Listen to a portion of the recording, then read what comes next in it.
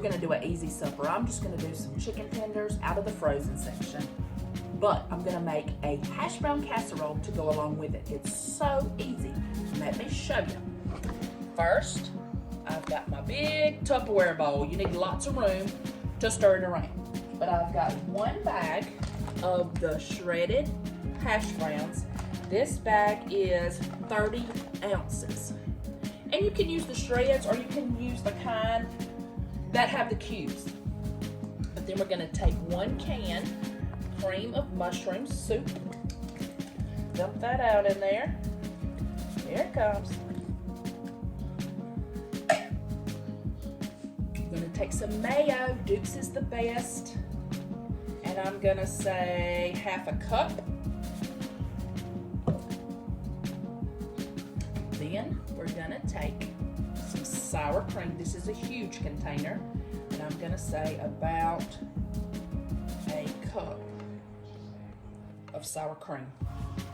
Measure from your heart. Y'all know that's what I do. All right, now let's season it up. I've got some ranch dry powder. And if you just have a packet of ranch, use that. But I'm gonna use about 3 tablespoons. That last one's a big tablespoon, okay? Of that. I'm gonna use a little bit of the blend. Just a little bit. And you can put whatever seasonings you like. And a little bit of this Badea, I guess that's how you say it, complete.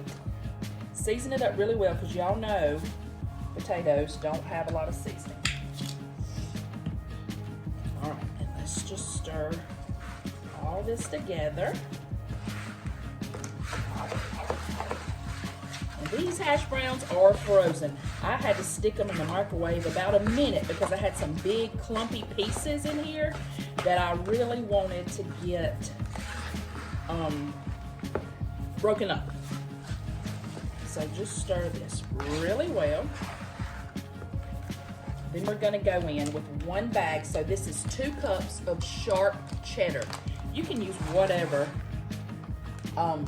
cheese you like. And just stir it all up. This is so easy, and it is just a great side dish. And it makes about a 9 by 13 pan. We won't eat all this, but it is great for breakfast the next morning. If you want to make this a whole complete meal, you can always add some diced ham. You could add some ground beef. You could add some sausage cooked and crumbled in here before you bake it in the oven. But we're just going to do it as a side. And this looks great. Just make sure, y'all, and have you ever tried the Spurtles? I love these Spurtles. Y'all comment below and let me know if you've tried the Spurtles. I saw them on somebody's channel and I was like, I gotta have that. So my sister got me some for Christmas. Okay, and I did want some, let me get some onion powder. I know that some of those seasonings do have some onion powder, but I'm gonna hit it with just a little bit more onion because I know that you could add chopped onions, but my husband does not like onions. So I just do the onion powder. I'm gonna hit it with a little bit of garlic powder too. And I buy the powders, not like the garlic salt, because you can get too salty in a skinny minute if you use like garlic salt, onion salt, stuff like that. I always use the garlic powder, onion powder, things like that, because that way you can control the salt. I've done that before and it has gotten so salty. All right, y'all, so here it is. I have got my dish already sprayed with some nonstick cooking spray. So I'm just going to pour this into my baking dish. That's going to take a while to cook. I've got my oven set on 375 and I'm going to check it in about 40 minutes because these hash browns are frozen. So it's going to take them a minute to cook. I just do mine like this. I may come back with a little cheese over the top, but if you like a topping on your casseroles, you can always melt some butter, crush up some cornflakes, use that. You could use crushed potato chips. You could use Ritz crackers. All right, I'm gonna come in with a little more cheese.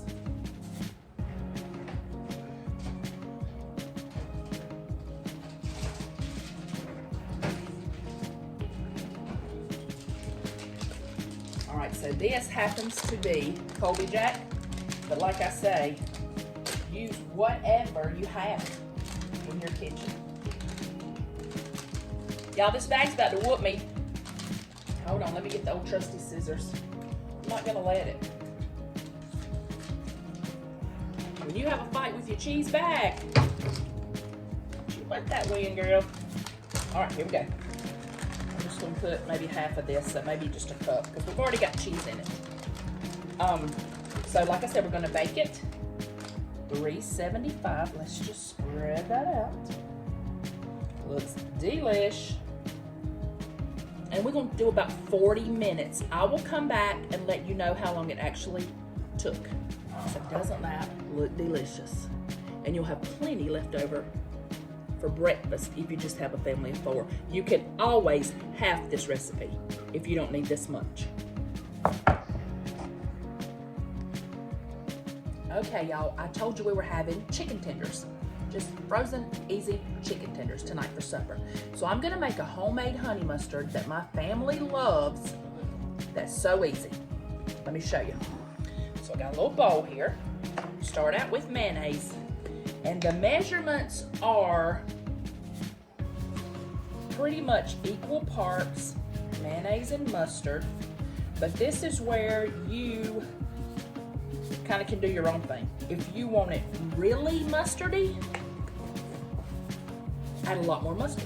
If you like it more creamy, add more mayonnaise. You just have to taste it as you go. Let me scoot over so y'all can see a little more.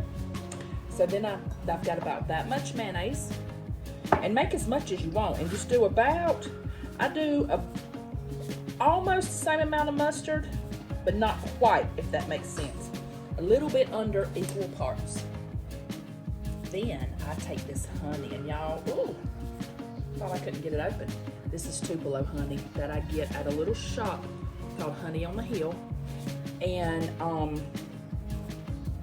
Helen, Georgia is where I get it. So then you just pour honey. If you like it real sweet, add a lot of honey, and I do. I love, love, love honey. Y'all, that's all there is to it. That's it. So we're just gonna stir this together. And I can tell, this is crazy, but I can kind of tell by the color of it. If it's a real bright yellow, I like more mayonnaise.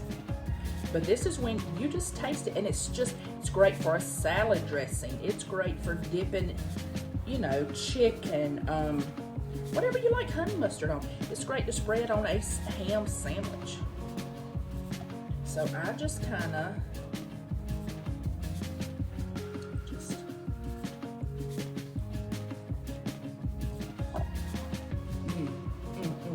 I need a little more mayonnaise. I like mine a little more creamy. Let me grab. Let's see if this will fit in my mayonnaise jar. I'll do a little more mayonnaise. I'm not a huge plain mustard fan, but I love me a good honey mustard. That mayonnaise just kind of cuts that sharp mustard flavor. But like I say, you just mix it to what you like. If you like that mustard flavor, add a little more. I'm just gonna do a little more honey because you cannot go wrong with honey. And it's so simple, you can't mess it up. Taste it if you don't like it. If you want it a little more sweet, add honey. A little more creamy, add mayo. A little more mustard, add mustard. But it's a lot cheaper than buying honey mustard. And it's homemade. It always makes me feel good when it's homemade. No preservatives or anything are in there. Unless it's already in here. You know what I'm saying. You know what I mean.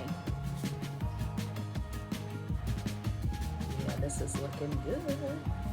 So we'll just dip our little chicken tenders in here. Like my kids used to say when they were little, Mama, we want a little dippy dip. And y'all don't come at me for licking my finger twice.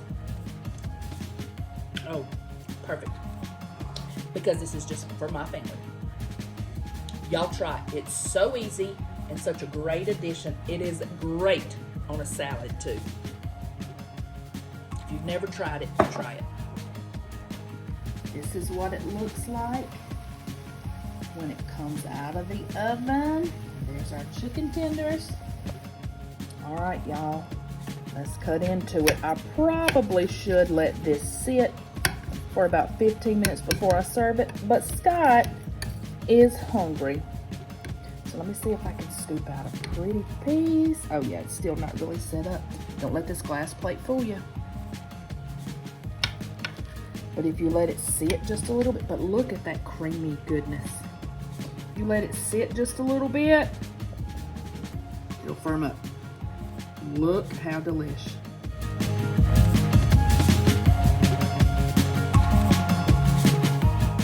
Okay, here goes the taste test. I know it's hot, it's steaming. I don't know if y'all can see it. So creamy, so cheesy, seasoned, perfect. Y'all try it.